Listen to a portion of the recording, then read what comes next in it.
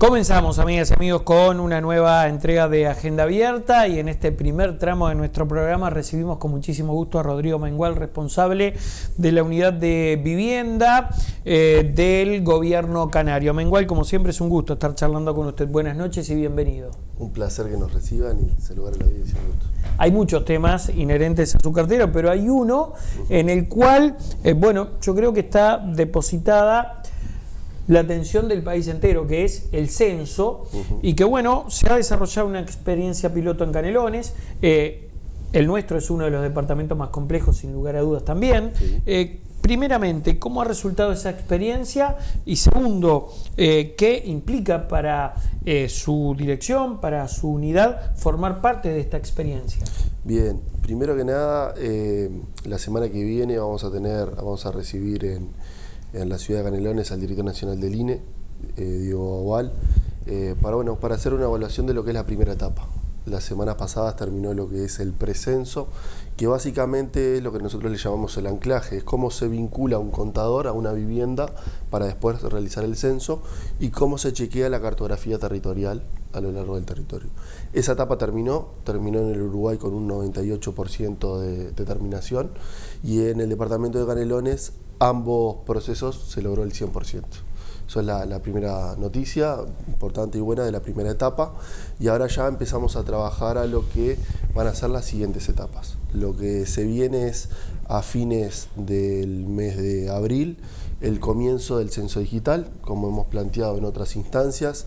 En esta oportunidad el censo va a tener la posibilidad de que mucha gente se autorrealice la entrevista, la encuesta, y de alguna manera eso va a permitir que pueda manejar sus tiempos, que no necesariamente tenga que durar todo lo que implica la instancia con el censista, y que el censista simplemente le solicite un código de validación y cuando vaya al hogar usted le presenta el código y queda cerrado. ¿Qué expectativas manejan las autoridades? No solo su opinión, sino la del resto, los integrantes así del INE, el Instituto Nacional de Estadística, en torno a la, por así decir, la aceptación que pueda llegar a tener ese formato digital en la población. Hay una expectativa de parte del INE que se llega al 30%. O sea, uno de los objetivos que tiene el INE. Número bajo, ¿no? Y es la primera experiencia. Eso implica un proceso de que la gente entienda que está la posibilidad, y también hay que ver, si bien es una entrevista sencilla, una encuesta sencilla, hay que ver la capacidad del manejo de las diferentes generaciones, ¿no? Está claro, la posibilidad de encontrar el enlace y poder realizarlo. Luego, a fines de mayo, comienza lo que es el censo territorial, que va a implicar un desafío particular. Canelones ha hecho varias propuestas que estamos analizando y realizó un piloto, un diseño específico por las características de Canelones. Ciudades dormitorios en toda la costa, la zona metropolitana, el segundo departamento con más población, va a arrojar que estamos arriba de los 600.000, el departamento con más barrios privados, la zona rural más dispersa, con más población del país, 130 centros poblados, 30 municipios, el crecimiento... Allí ya presentó una variedad de distintos escenarios para censar. Lo de ciudad dormitorio no es un detalle menor, porque muchas veces quienes residen en esa finca o en esa vivienda están todo el día afuera, y el censista no va a trabajar de noche. En las zonas rurales tenés una cuestión de acceso, de llegar al punto, y en los barrios privados no sé cómo se va a manejar el tema a nivel seguridad, ¿no? Ahí tenemos varias estrategias. ¿Qué se proponen esos tres escenarios, Mengual? Estrategias diferenciales. Y le sumo algún otro que no mencionamos. En las zonas rurales le agrego otra complejidad, no solo la distancia entre la vivienda, sino la distancia entre, en muchos casos, la portera y la casa, y entre casa y casa. Tiempos que aumentan los tiempos muertos de traslado a la hora de realizar la tarea. Le agrego otros elementos de complejidad. Usted planteaba lo de la ciudad de dormitorio. Sí, mucha gente en la zona metropolitana llega a sus hogares a las 19. Entonces, los horarios luz y los horarios de recibir una persona se achican. Eso va a intensificar los trabajos los fines de semana, pero estamos trabajando en ese sentido. A eso le agrego los barrios privados. Nosotros tenemos una coordinación, tenemos varias direcciones dentro de la Intendencia que para la construcción de ese tipo de proyectos pasan por la Intendencia, así que hay una referenciación de los referentes y los desarrolladores de los barrios privados con los que estamos trabajando hace meses. Entonces, de alguna manera hay una coordinación que nos va a permitir el ingreso a los barrios privados, y particularmente en la zona rural y en los barrios privados estamos trabajando y queremos identificar e intensificar en el tiempo o ventana, digamos, de la realización del censo digital, para que esa población se vuelque específicamente ahí. ¿Para qué? Para evitar que los censistas tengan que ir varias veces a los barrios privados, o evitar que sean menos las viviendas de la zona rural que haya que visitar. Y en ese sentido estamos trabajando con aparcerías y con comisiones agrarias rurales para intentar que a través de esas estructuras sociales, a través de las estructuras institucionales del gobierno de Canelones, podamos llegar de mejor manera. Y le agrego otra: Canelones tiene 121 asentamientos, dentro de los cuales tenemos identificado unas 17 zonas con una complejidad mayor de convivencia, por lo cual la comisión departamental que nos toca presidir y que está integrada por el Ministerio de Defensa, el Ministerio de Interior con Jefatura, Bomberos, el SECOED y el MIDES, además de la Intendencia por supuesto, hizo un plan piloto que está en discusión y que seguramente testeemos antes del censo presencial, pero que hace un abordaje, porque ¿qué es lo que sucede? No es ni Montevideo, que crece de manera vertical. Si llueve usted puede entrar a un edificio y realizarle las entrevistas a todas las personas. En Canelones, si llueve, va a ser muy complicado que salga a recorrer. Y de alguna manera usted ingresa al edificio y en la misma superficie o cambiando de piso tiene una montaña de familias. Acá la distancia y la dispersión territorial, lo que es Costa de Oro, ni que hablar la zona rural, pero Ciudad de la Costa es mucho más grande. Ruta 8 también. Pero digo, es un elemento que le da una complejidad extra al departamento. No es como los departamentos del interior, que muchos de ellos tienen la población de algunos de los municipios nuestros y tienen una dispersión territorial en 2 o 3 grandes ciudades. Canelones tiene una dispersión territorial y geográfica muy grande. A ver, ¿cuántas personas se tiene proyectado van a trabajar en Canelones? Y además, ¿hay algún dato en particular que usted o la dirección, digamos, le planteó al INE que le gustaría conocer sobre particularmente la población canaria? Específicamente no todavía. Todos los datos para nosotros son muy importantes. Primero, el censo es importante para el país.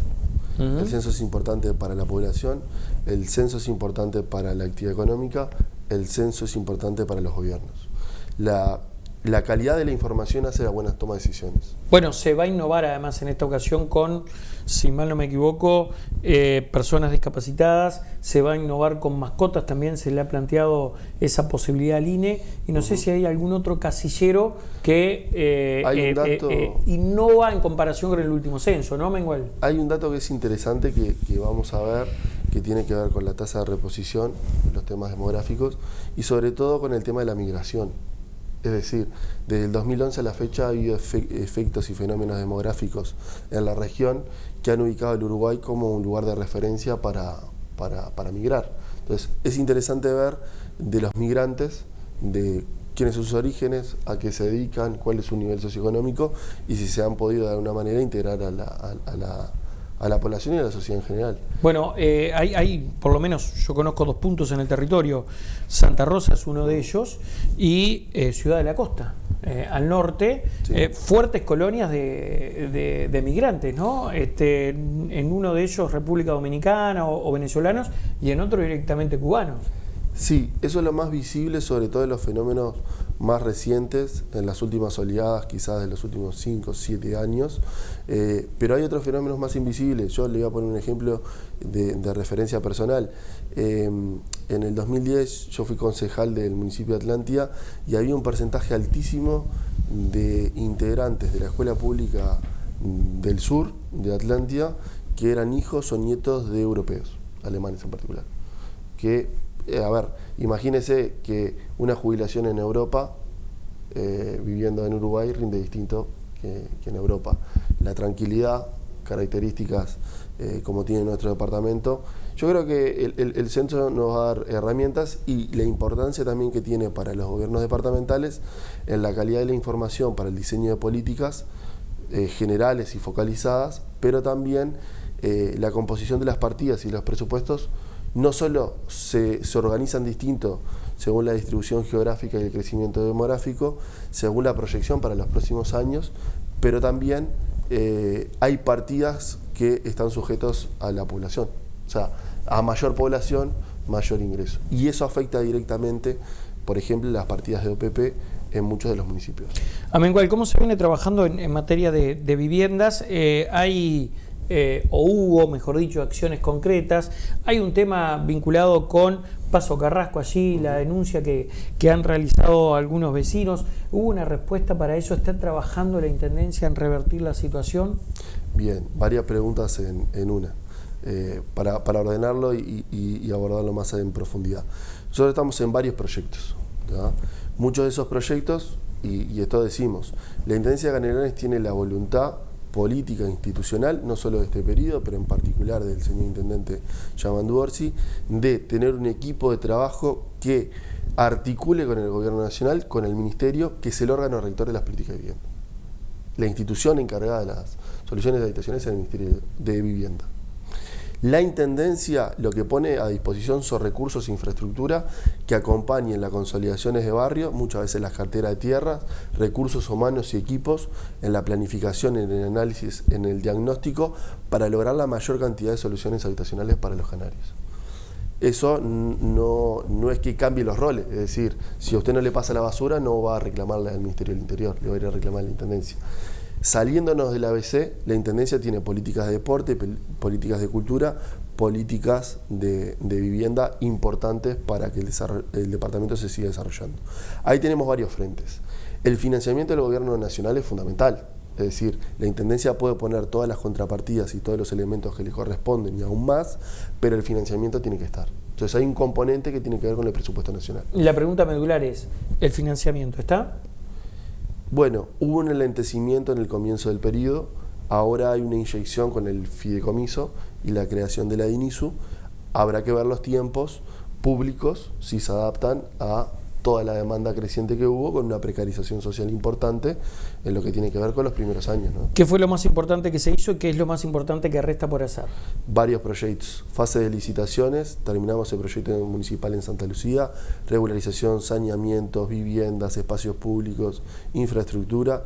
Estamos en licitaciones de 2 proyectos para Santa Lucía, estamos en desarrollo de un proyecto para Canelones, un asentamiento muy vulnerable, el asentamiento de La Esperanza. Estamos en rediseño de un proyecto en Talker Cofrisa en Las Piedras, que desarticulamos una conflictividad que hubo con OCE, que ponía en riesgo el proyecto, pero ya lo volvimos a encauzar. Estamos en Barros Blancos con el Juntos trabajando en lo que es un realojo.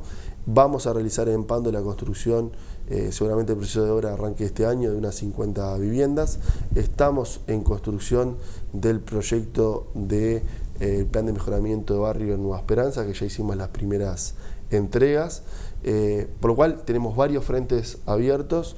Estamos trabajando en el estudio sobre varios proyectos de regularización de asentamientos, la posibilidad de relojos también en Toledo. Bien, y Paso Carrasco me falta. Eso. Paso Carrasco. ¿Se le ha dado alguna respuesta a eso? A mí me consta, hay que ser justo en esto, no fue su dirección, fue el periodo anterior. Allí se habla, si se escucha a los vecinos, de que no hubo un control adecuado en el proceso de construcción. Usted estaba distante, nada tenía que ver, pero evidentemente ahora también le compete porque es su dirección y estamos hablando de viviendas, ¿no? Bien. Primero que nada, el compromiso Paso Carrasco tiene algunas características, como también lo tiene Santa Lucía, que no solo tiene el elemento de la precariedad habitacional y la precariedad social. Habitacional me refiero a la característica de la construcción y la vulnerabilidad de las familias, sino que son zonas inundables. Entonces tienen otro componente, por eso son priorizados, tanto Paso Carrasco como Santa Lucía, sobre algunas otras zonas del departamento. En Paso Carrasco... Primero, ahora, ¿hay chance de reparar esas viviendas, Amengual? Sí, claro. ¿O hay que tirar abajo y hacer de cero? Vamos al punto. Yo le quiero dar el contexto para que tenga más elementos. Pero sí, se hicieron con el fin de evitar una zona inundable que... Se hicieron, fue un cambio fundamental e importante para la calidad de vida de las familias.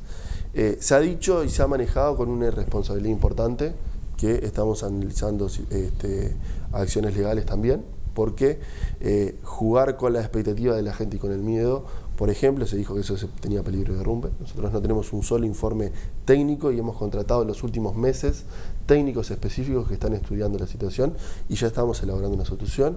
La Intendencia se va a hacer cargo de solucionar los desperfectos o posibles desperfectos o en los sistemas constructivos o en el uso. Hay problemas de la construcción que tienen que ver con un muy mal uso de la población y otros que se pueden derivar de algunos desperfectos. Eso implica articulaciones con la empresa, articulaciones con el ministerio. Lo que la Intendencia tiene resuelto es que la gente está primero y que va a haber una solución. En eso estamos trabajando, hay un equipo especializado, hay una consultora externa contratada, tuvimos esta semana una reunión, hay varias direcciones de la Intendencia que estamos trabajando porque es una respuesta integral que ha permitido estar en constante comunicación con los vecinos. Quizás se le da mayor visibilidad o se le da visibilidad a los 2 o 3 vecinos que caen de alguna manera algunos planteos de algunos actores que están lejos primero, de la responsabilidad del manejo de información calificada y de dar las respuestas, pero hay una comunicación constante. Los equipos nunca dejaron de irse, incluso en pandemia, y termino un solo elemento, para que usted tenga dimensión. En algunas de esas viviendas nosotros hemos tenido que hacer desalojos por ocupaciones violentas de bandas delictivas que mientras la ocuparon y los desalojamos, deterioraron las viviendas. Entonces, no se puede generar un diagnóstico general de todos. Hay problemas de uso, hay algunas posibles afectaciones que pueden derivarse de algún sistema constructivo y eso se está analizando. Lo que sí va a haber una solución y la Intendencia de Canelones asume la responsabilidad independientemente del rol que tuvo el PNUD y el rol que haya tenido el Ministerio. ¿Hacemos la pausa? Por favor. Tanda y ya continuamos con más Agenda Abierta.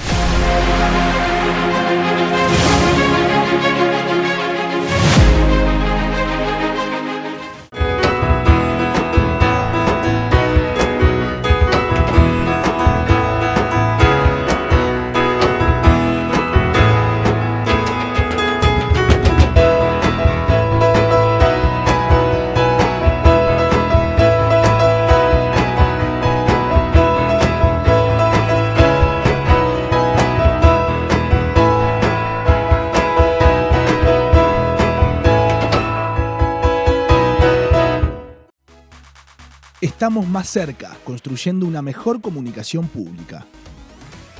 Por eso, desde el Gobierno de Canelones contamos con varias herramientas a tu disposición. En www.imcanelones.gov.uy podés realizar trámites y gestiones en línea. Además, informarte sobre actividades y programas en el territorio y suscribirte al boletín de noticias. Para una atención telefónica personalizada, podés llamar al 1828 interno 83. En las redes sociales, encontranos en Facebook, Twitter, Instagram y YouTube como Intendencia de Canelones. Si necesitas del servicio de interpretación de lengua de seña uruguaya para consultas o instancias presenciales de trámites, comunicate a través de WhatsApp al 092-257-468. Gobierno de Canelones, más cerca. Continuamos con Agenda Abierta y ahora charlamos más específicamente de política. ¿Le parece, Mengual? Por favor. Banderas del IBER, sector al cual usted pertenece, ¿ha decidido, ya ha tomado posición en torno a quién apoyar en la interna Frente Amplista? Varios temas importantes para que se entienda el por qué y el cómo. A ver, primero. El por qué. ¿Decidió? ¿Tomó posición? Todavía no. ¿Aún no? No. Bien. Le quiero dar el contexto, porque públicamente ha salido algunas diferencias que hemos tenido en la Dirección Nacional. Nosotros, como sector, que fue un sector que surge cuando se lanzó la candidatura de Danilo Astori, que fue el primer grupo que impulsó la candidatura de Mario Vergara, es un sector que habíamos definido en el 2020 realizar un Congreso Nacional que nos permitiera renovar la Dirección Nacional. Hace 13 años que no hay cambio de autoridades en el sector. ¿Tá? Para nosotros, que nos definimos democráticos, progresistas y serenistas, la democracia y la participación no es un elemento secundario. Es parte fundamental de cómo concebimos, primero, nuestra organización, de cómo queremos representar a la población y de qué sociedad queremos construir. Porque para nosotros las organizaciones son un reflejo de qué sociedad queremos construir. En el 2020 por unanimidad la dirección resolvió crear una dirección transitoria que convocara a un congreso. Desde el 2020 a la fecha no se convocó. El secretario general Enrique Cannon no realizó la convocatoria y a fines del año pasado volvimos a realizar una dirección nacional que resolvió realizar en el mes de marzo o abril la realización del Congreso para la Renovación de Autoridades. El departamento de Canelones en particular ha tenido un crecimiento muy importante de nuestra organización, como lo ha tenido en otros departamentos como Salto, Rivera, Artigas, además de Colonia y Montevideo, que tenemos participación pero con una dimensión menor, resolvió realizar este 15 de abril el Congreso. ¿tá? En esa reunión, la gran mayoría de los integrantes de la dirección planteamos que teníamos que realizar eso. ¿Qué fue lo que sucedió? En una situación que es inédita para nosotros, el secretario general, siendo minoría de la dirección, o sea, de los 18 integrantes que estábamos presentes, él y 5 integrantes más, como no estaban de acuerdo en realizar de manera democrática la renovación de autoridades y hay compromisos personales sobre apoyar alguna candidatura que aún no hemos discutido, se retiró de la dirección nacional. Y la mayoría de la dirección nacional resolvió que el 15 de abril hacía el Congreso. Estamos en semanas previas, no ha habido un acercamiento de las partes, por lo cual estamos evaluando situaciones de cómo seguir. Lo que sí tenemos clarísimo es que nuestra organización o se transforma o veremos cómo aportar a este sentido. ¿Por qué le digo que no hemos discutido la candidatura a la presidencia? Por 2 razones. Primero, no estuvo la instancia, ¿tá? Es decir, Banderas Liber no ha suscripto. No, si usted me dice que hubo todo ese inconveniente en la interna del sector, es imposible. No, pero no ha suscripto las resoluciones públicas ni de Fuerza Renovadora ni de Convocatoria Serenista, que no se han expedido tampoco sobre la candidatura de Mario Vergara ni sobre la de Yamandu Orsi. Bueno, yo le iba a preguntar, bueno, está claro que el único candidato oficial que hoy está dentro de la cancha es Orsi. Pero, ahora que usted me dice que Bandera de Liber, y haciendo memoria, evidentemente le asiste razón, surgió o se encolumnó detrás de Vergara, sí. Es un nombre que también el Frente Amplio ha manejado. Eso. Ahora, la pregunta del millón es, ¿se atreve? ¿Quién? Vergara. Bueno, eso pregúnteselo a él. Bueno, pero a ver, lo que le estoy diciendo es lógico y es de ley que si un sector que se generó a través de Vergara, si Vergara sale a la cancha, es muy factible que el sector esté detrás de Vergara, ¿no? Bueno. Digo, aplico una lógica, Mengual. Yo no lo quiero comprometer frente a cámara, le estoy preguntando. No, tampoco quiere incidir a la dirección. Está bien, pero a ver, sería lo lógico, ¿no? Bueno, en realidad, yo le hago este planteo. Primero, Banderas Liber no se funda con la candidatura de Mario Vergara. Es el grupo que lo apoya. Ya existía y tenía 10 años de existencia. Pequeño detalle. Pequeño detalle importante. Fundador, ya existía y tenía una década de existencia. Sí, fundador del FLS. Frente Liber Sereni surgió con la candidatura de Astori. Y se fue del FLS para apoyar la candidatura de Mario. Por lo cual, en realidad, si bien Mario es el senador y a quien apoyamos en la última candidatura presidencial, tiene una historia previa. Independiente. Buen detalle, no había quedado claro, así que está bueno que usted lo mencione. Bien, lo otro es el por qué y el cómo. Es decir, nosotros lo que planteamos es, discutamos criterios antes de discutir nombres. ¿Tá? Y yo le voy a hacer un análisis muy breve, pero que resume cómo vemos nosotros, o cómo ve la gran mayoría, el 90% de los integrantes de Bandera de Liber en el país, con una posición distinta a la de Enrique, que es cómo analizar previamente a poner arriba de los nombres arriba de la mesa. Que está claro que los nombres que están arriba de la mesa son el de Carolina, el de Yamandu y puede haber algún otro más. Bueno, las encuestas lo marcan así. Yo entrevisté en el mismo lugar donde usted está sentado, lo estuvo hace algunas semanas atrás Lima, y Lima está firme en su candidatura. Él se siente un candidato más. Está bien. Digo, usted me pone a Orsi o Cose, yo le pongo a Lima también. Usted ponga a quien quiera. Y puede estar Vergara también, ¿no? No puede estar Vergara. Usted ponga a quien quiera. Yo la única alusión que le hice fue que las encuestas dan que hay 2 candidatos que están absolutamente despegados y que hay uno que está en punta. Eso es el dato más objetivo que tenemos, más allá de los gustos y las preferencias. Lo que nosotros sí decimos es, una candidatura a la presidencia se tiene que discutir en un ámbito abierto y democrático. Lo más abierto y democrático posible. Segundo, para nosotros, y en una lógica y en un análisis serenista, primero está el Uruguay, luego está el Frente Amplio luego están nuestras agrupaciones y en último lugar están las expectativas personales de los candidatos. ¿Qué quiero decir con esto?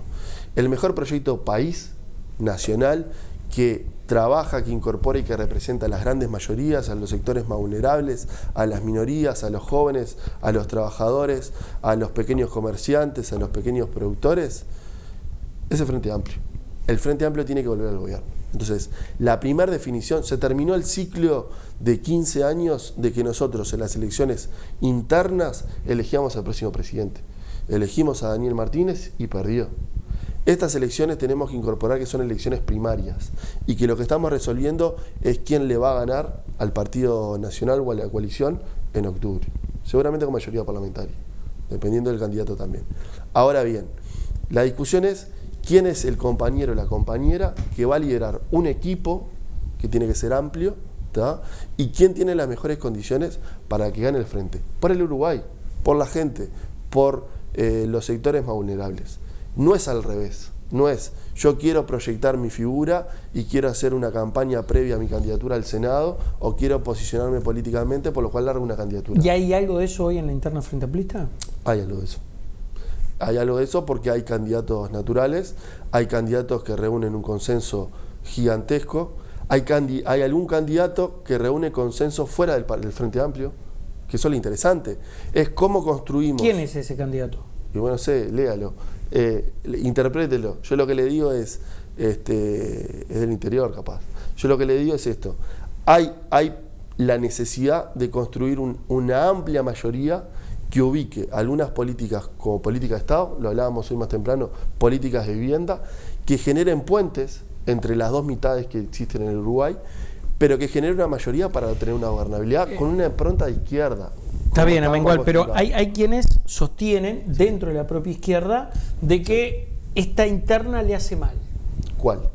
Lo que está ocurriendo ahora, un enfrentamiento, señalan ellos, entre Orsi y Cose, por ejemplo, que no es el momento, que hay que esperar. ¿Usted está de acuerdo con esto?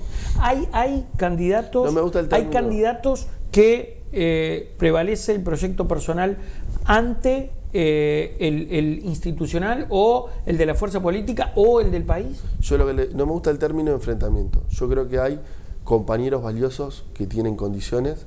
Tenemos que ver quién es el mejor. En la consigna histórica es quién tiene las mejores condiciones para ocupar esa responsabilidad.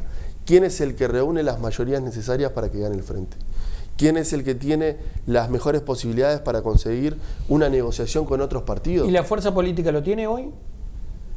Yo creo que sí. Le pongo un ejemplo. Parte de la autocrítica que nosotros tenemos que aprender. Tuvimos mayoría parlamentaria. Y no es que el Frente tuvo mayoría parlamentaria y este gobierno no la tiene. Este gobierno tiene una mayoría parlamentaria mayor a la que tuvo el Frente en los últimos 15 años. Ahora, nosotros teniendo los 50 votos, tendríamos que haber hecho el esfuerzo por bajar algunas de nuestras reivindicaciones e incorporar 2 o 3 votos de otros partidos. Generar consensos mayores a los consensos que tiene el Frente en su interna. Y tenemos algunos compañeros que tienen capacidad de hacer eso. A ver, léalo. Hay gente que se está yendo de los partidos tradicionales y está proclamándose y apoyando a algún candidato o candidata. Es público. Entonces, el ejercicio nuestro tiene que ser quién es el que tiene mejores condiciones. Si usted me dice, es un reflejo de una aspiración personal, y bueno, yo veo candidatos que tienen una intención del menos del 5% de los votos. Ahora, si tenés una intención del menos del 5% de los votos entre los frente amplistas, ¿estás en condiciones de ganarle a la coalición? Me parece que no. Entonces, tenemos compañeros que sí pueden. Y es lo que hay que analizar. Amengual, muchas gracias por haber estado aquí. Un placer. La tanda y ya continuamos con más Agenda Abierta.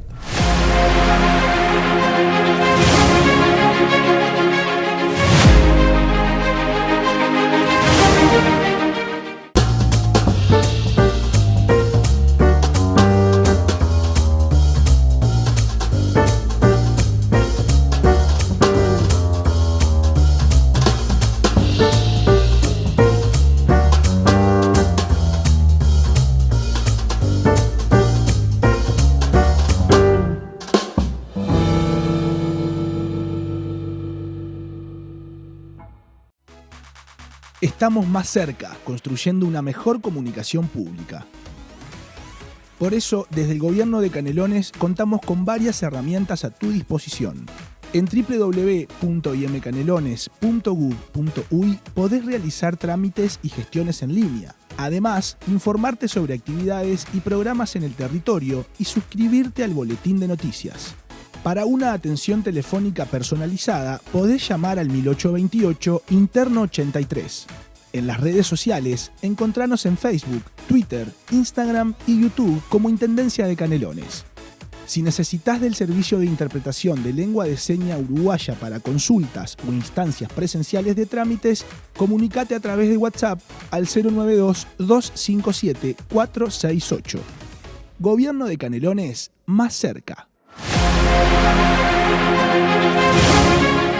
Y seguimos, amigas y amigos, con esta agenda abierta y ahora recibiendo con muchísimo gusto al legislador nacionalista Álvaro Viviano. ¿Cómo dice que le va, estimado? ¿Cómo Buenas estamos? noches ¿Cómo y gracias está? por estar aquí. Déjeme ponerle en silencio el teléfono. Póngalo, Usted sí. me va a retar. Sí, y tal vez lo llamen para alguna votación polémica como la que hay ahora. No le vamos. Si es así, no le vamos a dar bolilla.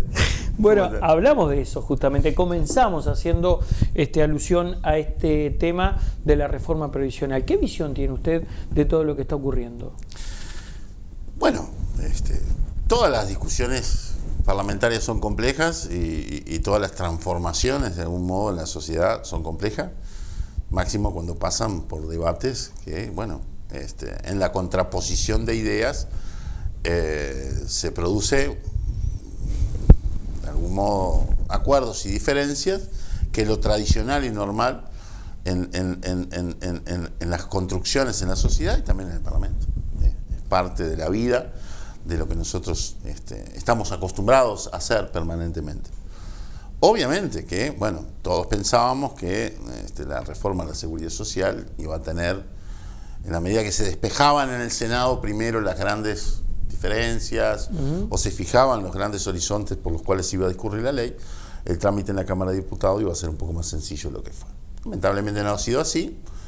Estamos en la etapa final y estamos en la etapa de negociaciones. Primero tuvimos algunas diferencias con Cabildo Abierto, que por suerte se fueron limando, se fueron laudando, y ahora, bueno, las tenemos con el Partido Colorado, a partir de, bueno, reclamos, que yo entiendo son de recibo, ¿no? Porque, bueno, todos teníamos la sensación de que estábamos en el eje de no hay más para dar, es decir, o no tenemos más elementos como para cambiar, porque si seguimos haciéndolo, vamos a estar como que afectando la sustentabilidad de un proyecto de reforma que necesita ser sustentable en el tiempo. Claro, o sea, en definitiva, se interpreta que se daña el espíritu de lo que se busca, de la reforma en sí, porque si se empieza a trabajar nuevamente en una base de cálculo, al final no es sustentable y lo que se busca es darle sustentabilidad a futuro. Exactamente. Exacto. Hoy estamos en el límite.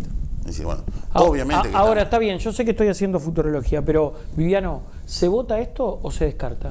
No, yo creo que se vota. ¿Se vota? No, yo creo que se vota. Yo creo que hemos hecho un gran esfuerzo para, bueno, construir un proyecto viable, a la uruguaya, gradual, con profundas transformaciones, pero que de algún modo no afecte a los uruguayos más allá de lo que tiene que afectar toda transformación de este tipo. Y para que no impacte nocivamente en la sociedad. Creo que hemos logrado, que se ha mejorado mucho también, que se ha concedido mucho hasta el límite que hemos llegado. Me parece que estamos en un nivel donde ya seguir avanzando ya pierde sentido hacer la reforma. Es preferible no hacer nada. Hoy estamos en ese límite. Si votamos hoy como está, yo creo que vamos a contribuir ciertamente a que los jubilados del futuro se puedan jubilar. ¿Y usted dice que sí, que se vota? Yo tengo expectativa que sí. Porque ahora el Partido Colorado aparentemente pide un tiempo hasta el 30 de abril. Había pedido hasta mañana, ahora pidió hasta el 20. Pero yo tengo firmes esperanzas que los compañeros del Partido Colorado, en uso de la sensatez y la armonía, consientan definitivamente votar el proyecto tal cual está. Y sí plantean algunas cosas que la planteen dentro del marco de lo posible. El Partido Colorado ha tenido una actitud, yo le diría muy responsable, muy comprometida, de mucho aporte, de mucha discusión sana en toda la etapa de elaboración, no solo en Cámara de Diputados, sino en Cámara de Senadores, en el proceso previo del trabajo de la comisión respectiva que dio origen a este proyecto. Por lo tanto, yo creo que en este momento no lo veo tirando por la borda todo lo que construyeron. Sí me parece que hay una reacción lógica a algunas concesiones que hicimos, que se hicieron, meditadas, pensadas, y a sabiendas de que las mismas podían darse, pero luego de que, de algún modo, todos pensábamos que teníamos cerrado el proyecto. ¿La pulseada la ganó Manini? Mire que ganar una pulseada al presidente de la República no es changa, y no creo que se la haya ganado. Yo creo que el presidente dio hasta donde entendía podía quedar, y dio 2 o 3 puntos de los 7, 8, 9, 10 pedidos. Y dio, yo creo que sopesando adecuadamente, 2 elementos, la reforma y la coalición. Y me parece que hizo bien. Es el que tiene que de algún modo manejar la baraja. Y en ese sentido creo que hizo muy bien. Nadie le gana hoy en día en el sistema político uruguayo, me parece, y ojo que nadie está libre, ¿no? Porque no hay que, en ese sentido, hacer galas de cosas que después son difíciles de sostener. Pero el presidente en ese sentido ha sido muy justo, muy causto, todo el proceso. Y me parece que no está en términos de pulsear el tema, me parece que está en términos de, contribuir de algún modo que cada uno tenga su espacio en la discusión. ¿Faltó a la palabra Manini con todo esto que hizo? No faltó a la palabra. Faltó a la palabra quizás no. Sí, claro, estos son dueños de un estilo de discusión, de proposición, complejo, distinto, diferente, al que a veces cuesta acostumbrarse, porque nos cuesta acostumbrar a trabajar en coalición, donde seguramente tendremos que acostumbrarnos más, porque es lo que da sostén al gobierno hoy, pero será también si pretendemos ganar lo que dé sostén al futuro a las políticas de gobierno. Y bueno, y se instalan estos tópicos, porque somos diferentes. Somos diferentes en cómo pensamos, somos diferentes en nuestros mecanismos de actuación, somos diferentes en muchas cosas. Entonces, se traban estas discusiones como es natural. A veces lo que yo quiero no coincido con lo que tú piensas o tú quieres. Pero si queremos lo mejor, capaz que tenemos que acercarnos a mitad de camino. Y eso es lo que está ocurriendo. Viviano, le pregunto sobre el caso Penades. ¿Qué visión tiene usted de todo lo que viene ocurriendo en torno a esto? Y además, entiendo que no forma parte del directorio, pero se lo pregunto en un escenario absolutamente hipotético. Si usted tuviera decisión, ¿le pediría a Penades que se alejara de la banca mientras que actúa la justicia, o en realidad le permite seguir formando parte del Senado nacionalista? Bueno, yo creo, a ver, lo primero que quiero ubicar es que, bueno, yo por Gustavo tengo una amistad de mucho tiempo, tengo un enorme respeto político y personal por él. Él generacionalmente es mayor que yo, pero hemos compartido ámbitos políticos desde muchísimo tiempo y siempre le he tenido un enorme respeto y un enorme cariño. Indudablemente estamos ante una situación compleja, desgraciada y seria, y yo hoy no tengo más remedio que confiar en él. Confiar en lo que él dice, lo ha dicho en conferencia de prensa, se lo ha dicho a los amigos y se lo ha dicho a la bancada de senadores el otro día.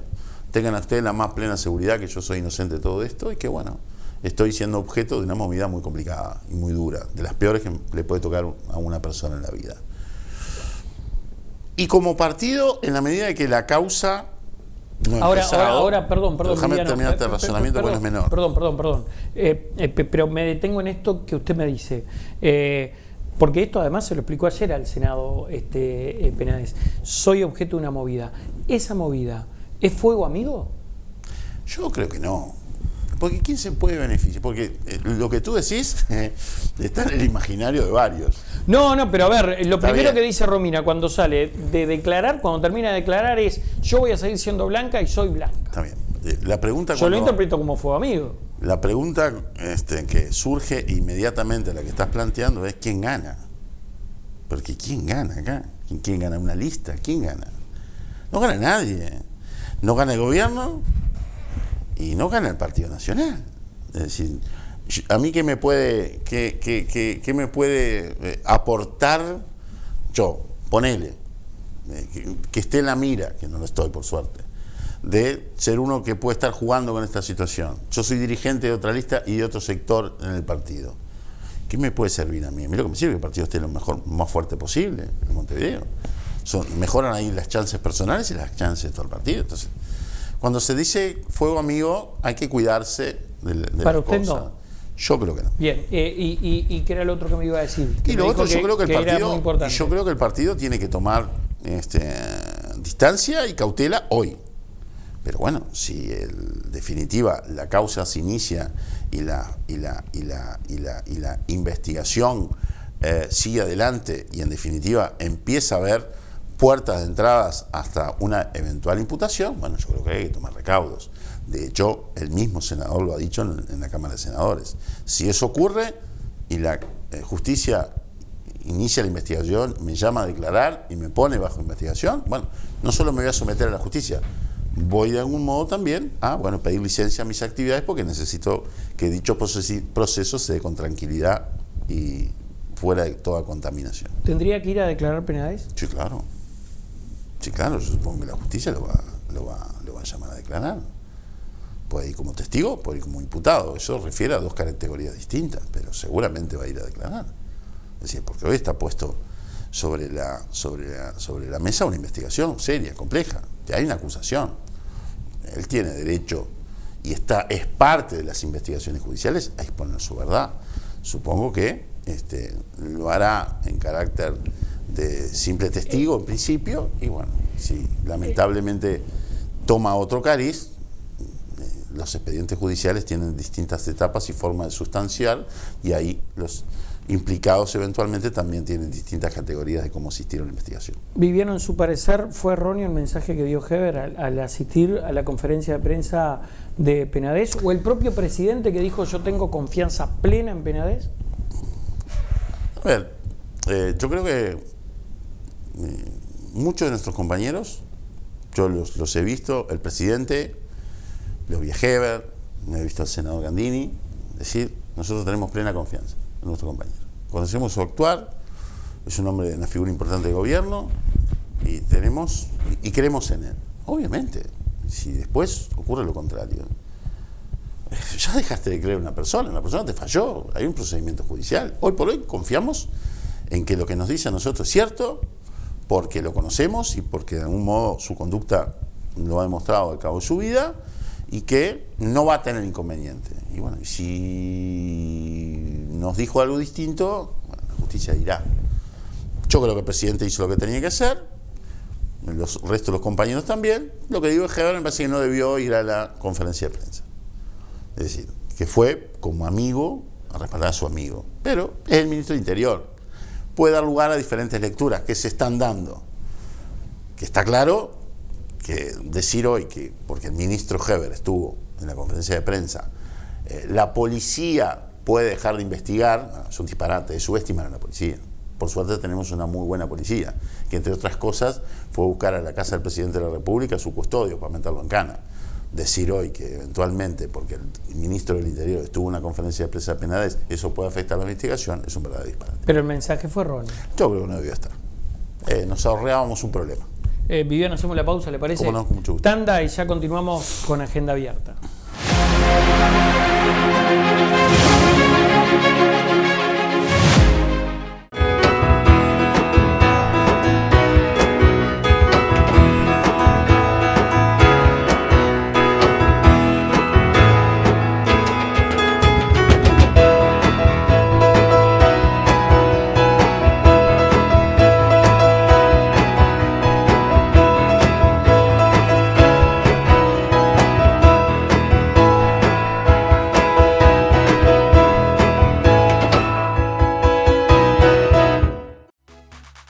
Estamos más cerca, construyendo una mejor comunicación pública. Por eso, desde el Gobierno de Canelones contamos con varias herramientas a tu disposición. En www.imcanelones.gov.uy podés realizar trámites y gestiones en línea. Además, informarte sobre actividades y programas en el territorio y suscribirte al boletín de noticias.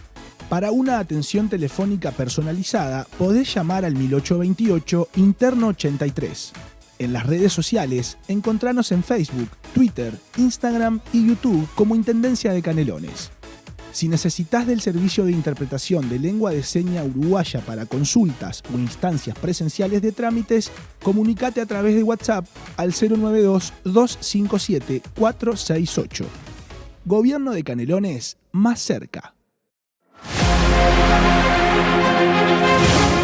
Seguimos con esta agenda abierta y hay, fíjese, un montón de temas. Es larguísima. Pero yo quiero hablar de precandidaturas. ¿Ya ha tomado posición? ¿Se necesita alguien que levante la bandera del wilsonismo? ¿No hay aún esa persona? ¿Le convence la candidatura de Raffo? ¿Prefiere la de Delgado? Deme una opinión sobre esto. Bien. Primero, obviamente, que no están oficializadas las candidaturas, porque no sería conveniente, no es el tiempo adecuado. Además, pienso que de algún modo todos los eventuales candidatos hoy tienen una tarea muy importante en sus distintos lugares para contribuir al gobierno. Pero sí se empiezan a perfilar las mismas. Indudablemente, Álvaro Delgado es una de ellas. Laura Raffo es otra de las expresiones que se han dado. Parten más o menos del mismo árbol con los cuales comparecieron en la elección interna pasada, de los espacios que lideró el presidente actual.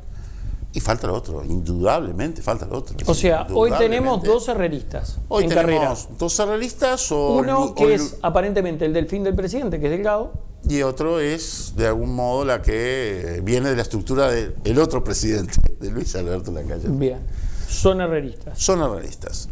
¿Y qué pasa con el wilsonismo? Y bueno, el wilsonismo... ¿Qué nombres hay ahí en danza? Porque a mí me hablaron de Argimón, me hablaron del propio Gandini. Me han hablado del hijo de Larrañaga y hasta me han llegado a mencionar a Javier García, por ejemplo. A ver, yo creo que alguno de ellos, en el caso de Javier, me parece que ya ha hecho alguna definición de acompañar a alguno de los otros dos, creo que Álvaro. Beatriz ha anunciado en su momento que ha empezado una carrera, no la hemos visto de algún modo reafirmar esas primeras intenciones, y es notorio que el wilsonismo le ha faltado en estos tiempos capacidad de articulación entre lo que quedó del wilsonismo, o mejor dicho, de lo que hay de lo otro que no es herrerista, que tiene y que conforma un espacio, creo hoy, importante en el partido, de gente que por distintas circunstancias quiere a alguien que piense distinto, que tenga un estilo distinto, que continúe la obra del gobierno, pero que marque unos matices que hoy capaz que están faltando. Para eso falta encarnadura y faltan hombres o faltan mujeres. Yo creo que empezamos a recorrer un proceso donde hay que buscarlos y van a empezar a aparecer. Van a empezar a aparecer. Yo tengo una firme convicción de que, bueno, sin perjuicio de que no pudimos generar una corriente donde lo que era de Jorge Larrañaga, con lo que era de Sartori, con lo que eran los independientes y algunos intendentes conformara un bloque, no lo pudimos lograr.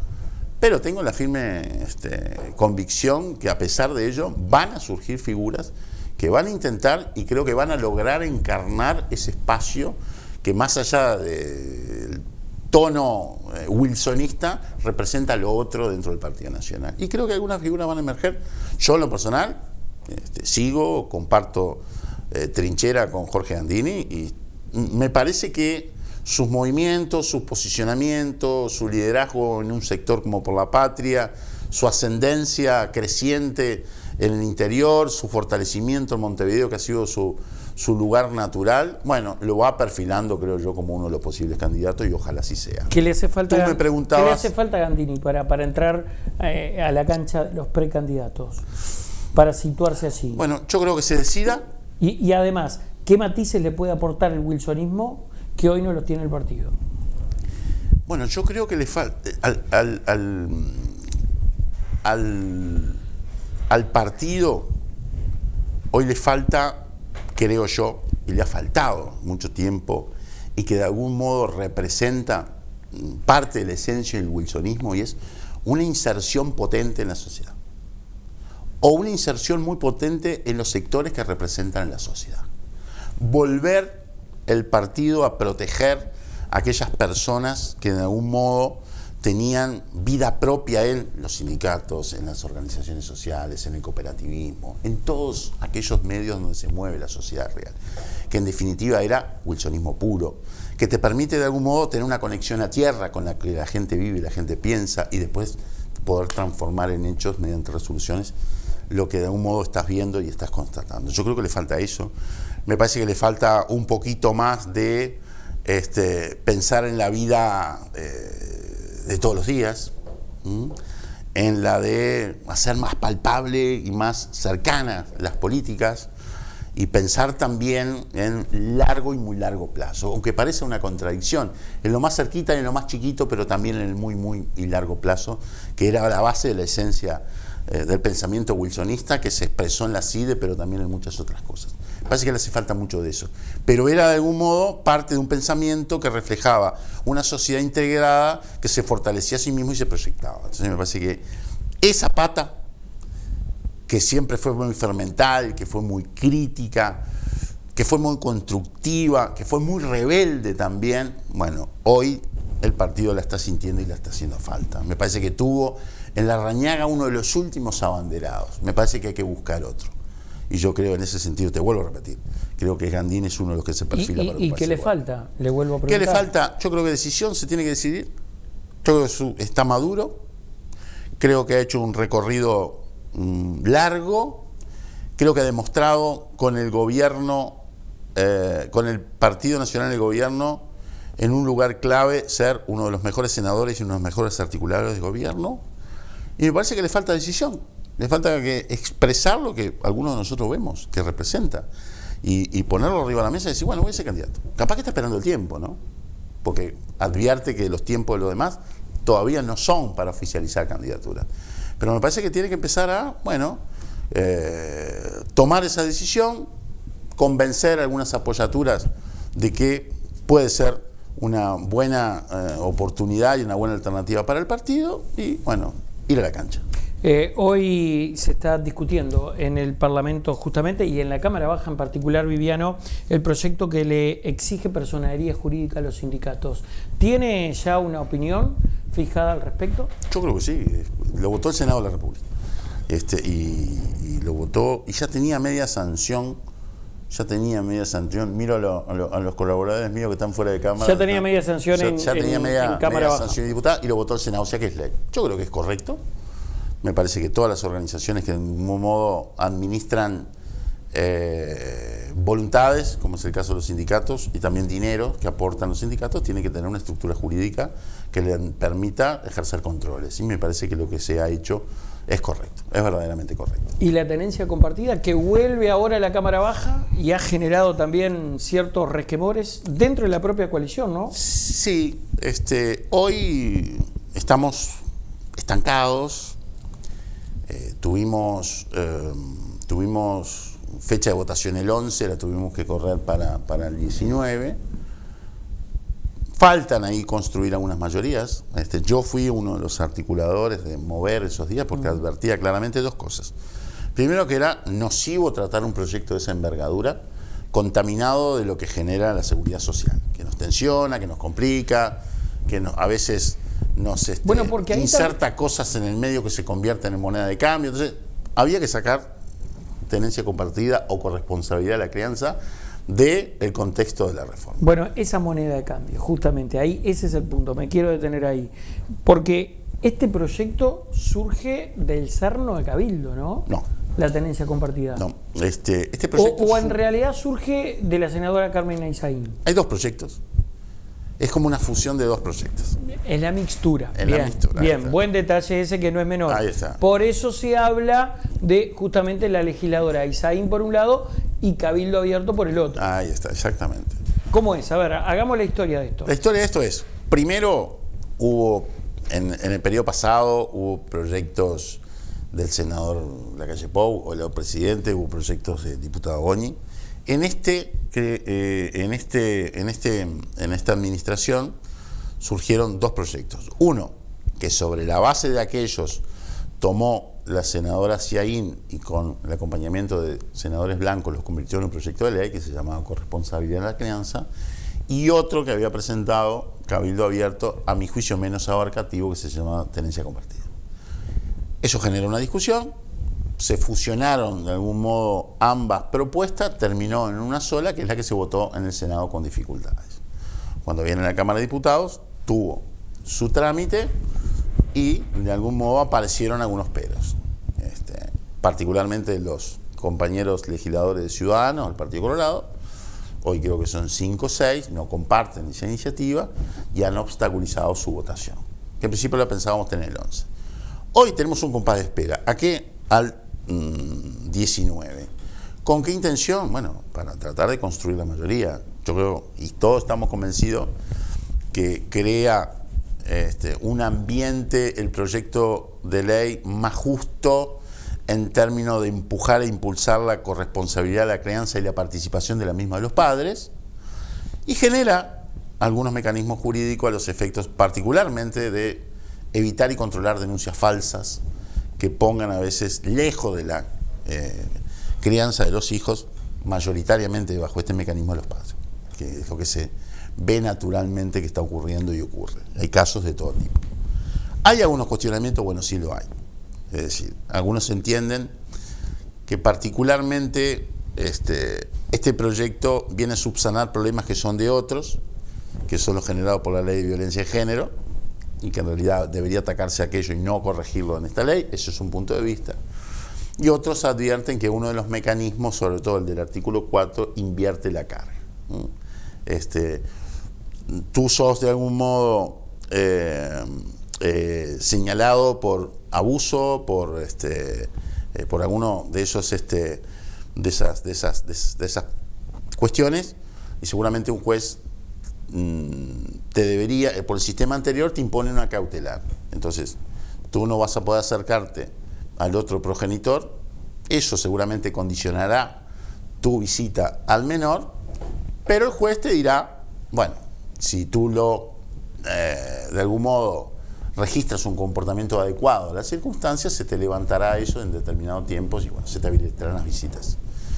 En lo que se está previsto es al revés, es decir, vos podés seguir teniendo, aún y a pesar de que sea señalado por alguna de esas cuestiones, el régimen de tenencia y visita, salvo que se constate de que tu comportamiento no se adecua a los intereses del menor, y ahí seguramente el juez te aplicará una sanción y te levantará esas autorizaciones. Ahí hay unos cambios importantes. Y hay parte de la discusión que se está dando con algunas organizaciones como UNICEF y demás. Yo creo que es un avance importante, con algún matiz ahí, capaz que hay que corregir mejor, todo lo que tiene que ver con la persecución de las denuncias falsas, y generar algún mecanismo intermedio que quizás ayer escuchamos con la participación de un juez de flagrancia y un juez de familia posterior, generar ahí algunas garantías para que las preocupaciones de algunas personas hoy no se den. Pero creo que se tiene que votar, creo que es un avance, creo que es positivo, creo que mejora en definitiva todo lo que tiene que ver con la participación de los padres en el cuidado de los hijos, y eso en una sociedad como la que tenemos hoy en día me parece que es clave. Álvaro Viviano, muchas gracias por haber estado aquí. Siempre es un gusto, a las órdenes. Amigas y amigos, ustedes también, vaya el agradecimiento por habernos acompañado en una nueva entrega de Agenda Abierta. Será hasta la próxima, que pasen bien. Chao.